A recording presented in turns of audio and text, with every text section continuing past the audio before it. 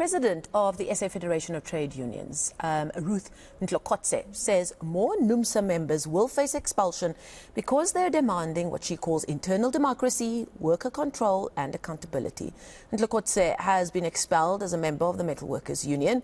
This follows a disciplinary inquiry at which she was accused of misconduct. The independent chairperson had recommended her expulsion. This after she had gone to court to try and nullify the decisions and elections of Numsa's 2022 Congress. Ntlokotse and 50 other members were barred from attending that Congress because they were suspended. And she joins us in the studio now. Ruth, thank you so much for your time this morning. This is not something that's happened overnight. I'm sure that you'll say that something has been brewing for some time to try and quieten you. Can you bring us up to speed with perhaps where all of this started and why you feel that perhaps you've gotten some noses bent out of shape? Okay. No, good morning and thank you so much for inviting me. Basically, this expulsion, it has got nothing to do with the allegations that are leveled against me. There are a few things that are centered around this expulsion. Firstly, like you said, that I lodged an application challenging the Congress that took place last year on the basis that that Congress took place after it was interdicted by Judge Mushwana. And over and above that, Judge Mushwana also set aside the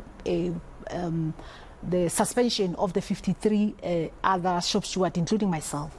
So this whole thing of my expulsion is to make it a point that come the date of that court where the Congress will be contested, they will go and argue in court about my status. And secondly, it's centered around workers who went to a Department of Labor, the registrar, complaining about the financial mismanagement that is taking place within the union. And lastly, the issue of my expulsion, it's centered around financial mismanagement, the manner in which I was questioning Jim, especially that is related to my second charge. Because if you can look at my second charge, it clearly spells out that I defined myself out of a collective. Because of what Jim did, he went and deposed the affidavit that put 360, which is the subsidiary of Numsa Investment Company, under provisional curatorship.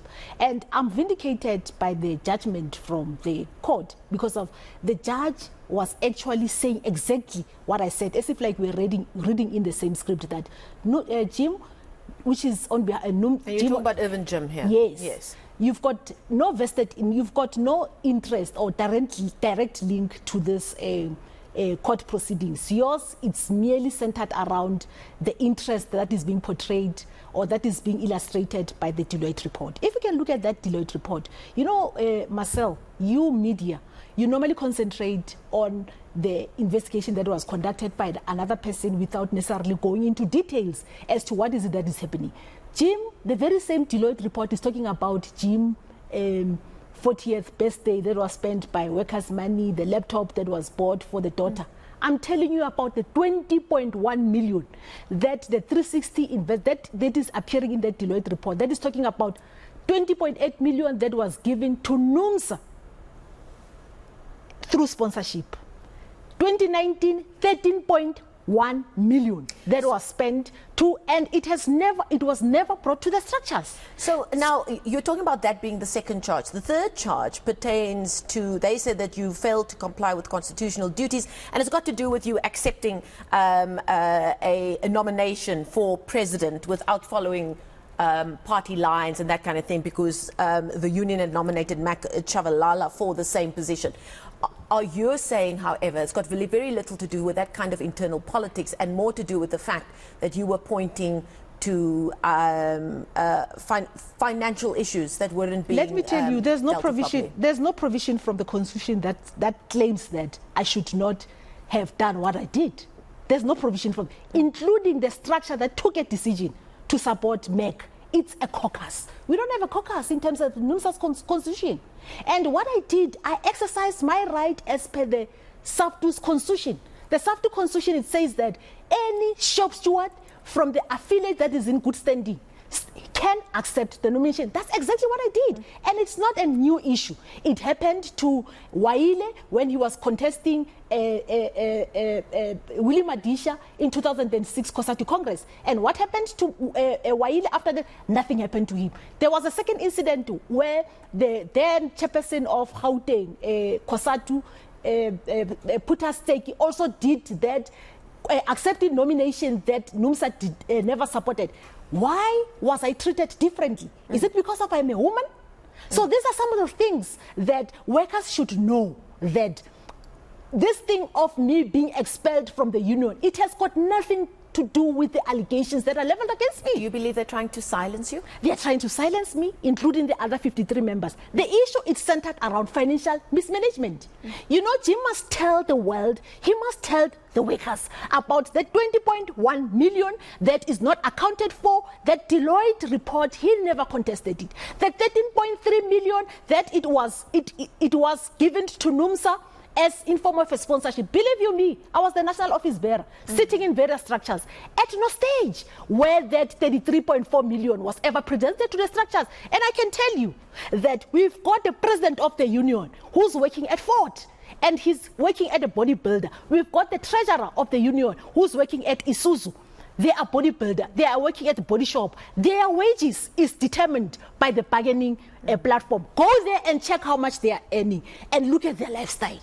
Look at the former first deputy president, the one who went to the disciplinary hearing and argued that I must be expelled, and who argued that, especially related to the first charge, that I should return the property. First and foremost, he never returned the property himself. He's still driving the vehicle of the union.